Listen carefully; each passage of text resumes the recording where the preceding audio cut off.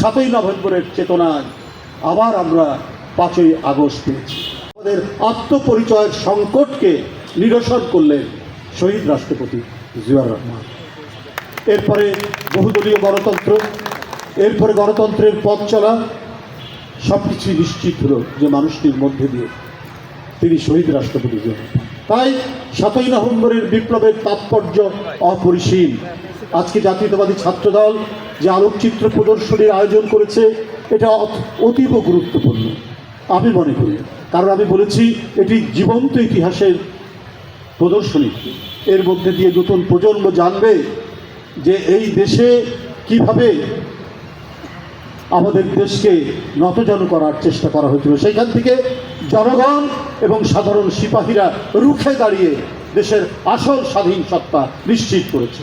আমরা একটি অজগরের মুখে বাংলাদেশ, জাস্ট অজগরের মুখে সবসময় যদি গিলে খাওয়ার চেষ্টা করেছে, যেমন সিকিম গিলে খেয়েছে, যেমন ভুটানকে নিয়ন্ত্রণ করার চেষ্টা করেছে, ঠিক তেমনিভাবে আমাদেরকে গিলে খাওয়ার চেষ্টা করতে চেয়েছে অজগরটি। কিন্তু ছোট্ট ভূখণ্ড হলে কি হবে? ইন টার্মস অফ পপুলেশন, জনসংখ্যা অনুসারে আমরা তো ছোট দেশ নই। তাই বহু চেষ্টা করেও তারা দীর্ঘদিন এটাকে করায়ত্ত করতে পারেনি, যেভাবে শেখ হাসিনাকে দিয়ে তারা চেষ্টা করেছিল। আমাদের কৃষ্টি, আমাদের কালচার, আমাদের ঐতিহ্য, আমাদের ইতিহাস সব কিছুকে ম্লান করে দিয়ে শেখ হাসিনার বয়ান তৈরি করে, স্বাধীনতার চেতনা চেতনা এইসব বলে বয়ান তৈরি করে আমাদের সত্যিকারের ইতিহাস, আমাদের গণতন্ত্রের জন্য দীর্ঘদিনের সংগ্রাম আন্দোলন এবং আমাদের স্বাধীনতার যে প্রকৃত ইতিহাস, সেই ইতিহাসকে ঢেকে দিতে চেয়েছিল শেখ হাসিনা দুঃশাসনের ভয়ঙ্কর ছায়া দিয়ে।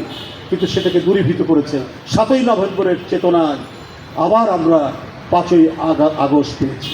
এই জাতীয়তাবাদী ছাত্রদল তার অনবদ্য ভূমিকার মধ্যে দিয়ে, অনেক সাথী বন্ধুর আত্মদানের মধ্যে দিয়ে এবং আরও সাধারণ ছাত্রছাত্রীরা তারা রাস্তায় নেমে এসে পতন ঘটিয়ে দিল এত দুর্বিষহ এক দানব পৈশাচিক নাৎসিবাদে। তাকে সেই তার প্রভুরাও তাকে রক্ষা করতে পারল না, তাকে পালিয়ে যেতে হলো। যাই হোক, আমি আর বক্তব্য বাড়াবো না। আপনাদের আজকের এই আলোকচিত্র প্রদর্শনীর আপনারা যে আয়োজন করেছেন, এই আয়োজনের আমি আপনাদের সকলকে ধন্যবাদ শুভেচ্ছা জানিয়ে আমি শুভ উদ্বোধন ঘোষণা করছি।